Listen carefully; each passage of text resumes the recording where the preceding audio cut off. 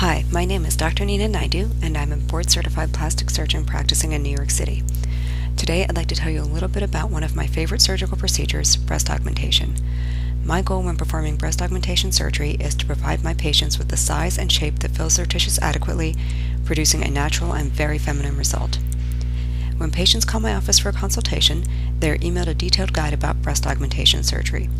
Most patients tell me that they find this guide to be very helpful in understanding both the surgery and their options prior to meeting with me. If you'd like to download this guide for yourself, you can go directly to my website at www.naiduplasticsurgery.com, click on Procedure, then Breast Procedures, then Breast Augmentation, and click on the image of the book, Breast Augmentation. The office visit begins with a discussion of the patient's goals and her medical history. I perform a detailed physical examination of the breasts, and this includes an examination for any lumps or masses. I also take a number of measurements of each breast, and this includes the breast width, the distance from the fold underneath the breast up to the nipple, and the amount of thickness of the skin. Finally, I do some very gentle pulling on the breast skin to see how much stretch the breast has. As you can imagine, a woman in her 40s who has breastfed 3 children will have a lot more stretch in her breast than a 25-year-old who hasn't had any children yet. All of these measurements help me to determine which size and type of implant I'll recommend for a given patient. After the examination is complete, the patient is allowed to get dressed and she's invited back into my consultation room to review my findings and to discuss her best options. During the office visit, patients are given the opportunity to see and touch both saline and silicone implants. I try not to bias patients for or against one type of implant, but I have to admit that I really love silicone implants. They're very natural and very soft, and they have much less of a tendency to ripple when they're in the breast. On the downside, they are a bit more expensive than saline implants, but most patients strongly prefer silicone implants after they feel and see the difference. The implants can also be either teardrop-shaped or round. In general, I like to use round implants on most patients who are undergoing cosmetic breast surgery. Patients who are having a reconstructive procedure performed or who have very tight breast tissues may look more natural with a shaped implant. The surface of the implant can also be textured or smoothed. All of the shaped or teardrop implants have a textured surface, and this keeps them from shifting around in the breast after surgery. The preference for shaped versus smooth is very surgeon dependent, and I generally prefer to use a smooth implant in most of my breast augmentation patients. After discussing the implant type, we talk about size, and this is usually the most popular and the most confusing area for patients. I always ask a patient what cup size she would ideally like to have following her surgery, with the understanding that cup sizes vary considerably from one bra manufacturer to the next. For this reason, I never guarantee a cup size, but it's nonetheless helpful to know what a patient has in mind. For example, if a very petite woman requests a double D cup, we'll need to have a very frank discussion about the risks of such a choice. As a board-certified plastic surgeon, it would be inappropriate of me not to mention the risks of surgery in addition to the benefits. When it comes to sizing, I always recommend an implant size and shape that will fit a patient's existing breast tissue. The measurements that I take during the initial visit are essential to helping me determine the size, and these measurements are different for every patient. For this reason, when a patient asks in an online forum how big of an implant she needs to get her from an A cup to a C cup, it's impossible to give an accurate answer without the benefit of having examined her first. Another area of discussion is the choice of the incision for placement of the implant. A breast implant can be placed through the inframammary fold, which is a crease below the breast, around the nipple areolar complex, which is the pigmented area around the nipple, through the axilla or the armpit, and through the umbilicus or the belly button. I don't perform breast augmentation surgery through the belly button, as this incision doesn't allow me adequate visualization of the breast pocket, and it's also impossible to get a silicone implant through an incision of this small size. I no longer use the axillary or armpit incision, as I find that it limits my ability to see the breast implant pocket well. I use the inframammary incision the most frequently, followed by the periareolar incision. Both of these incisions give me excellent access to the breast tissue and to the plane underneath the muscle. As a result, I have incredible control of the pocket that I'm creating, and that in turn helps to determine the result that will be achieved. The nipple incision has been associated in a few clinical studies with a higher risk of scar tissue around the implant, so if a patient doesn't have a strong preference for one incision over the other, I'll always choose the inframammary incision. The last surgical alternative that we discussed during the initial consultation is where the implant will be placed. That is, will it be underneath the breast tissue or underneath the pectoralis muscle on the chest? In the vast majority of my patients, I recommend placement underneath the muscle for several reasons. First, mammographic screening is easier when the implant has been placed under the muscle. Second, a large number of clinical studies have shown that the scar tissue, also known as capsular contracture, from the implant is decreased when the implant is placed beneath the muscle. And finally, I find that it provides a much more natural result with better camouflage at the implant edges. At the conclusion of this initial office visit, patients are shown photographs of other patients who have given their consent, and scheduling and financial information is provided. The entire visit takes about 1 hour.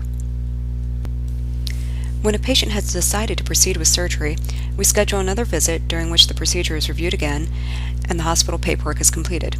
We spend a fair amount of time looking at the implants and selecting a size.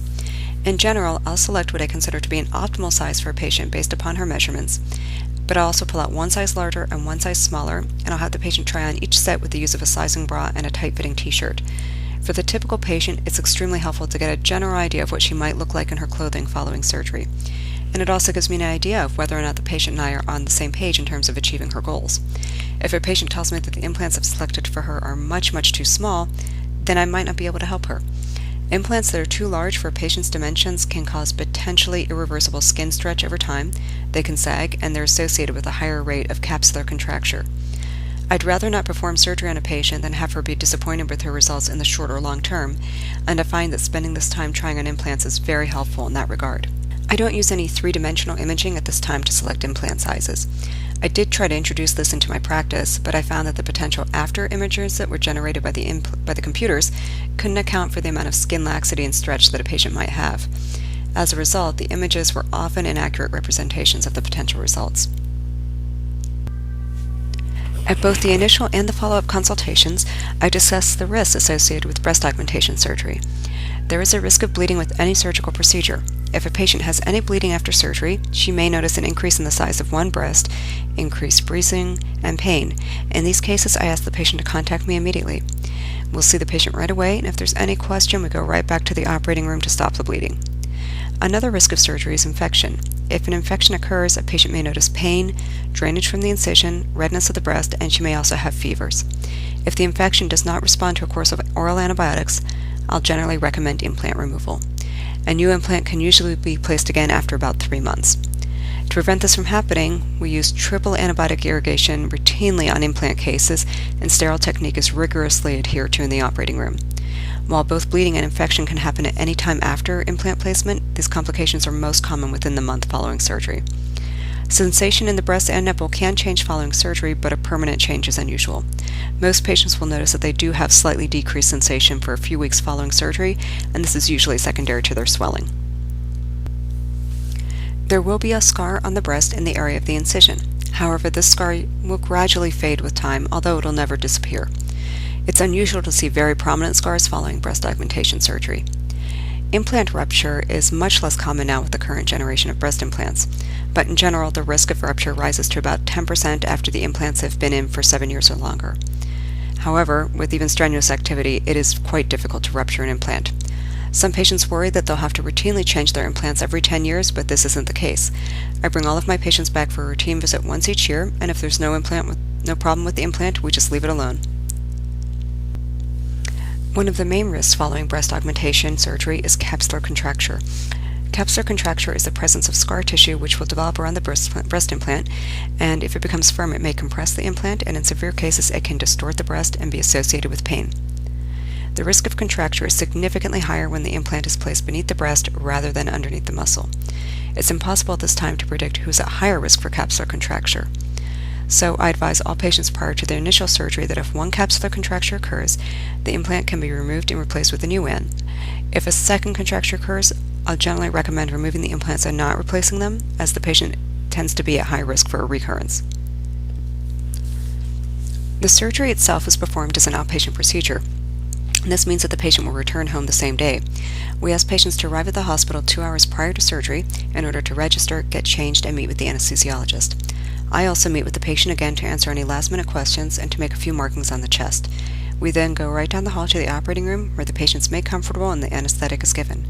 I use general anesthesia for all of my breast augmentation procedures, and this means that the patient is completely asleep and comfortable.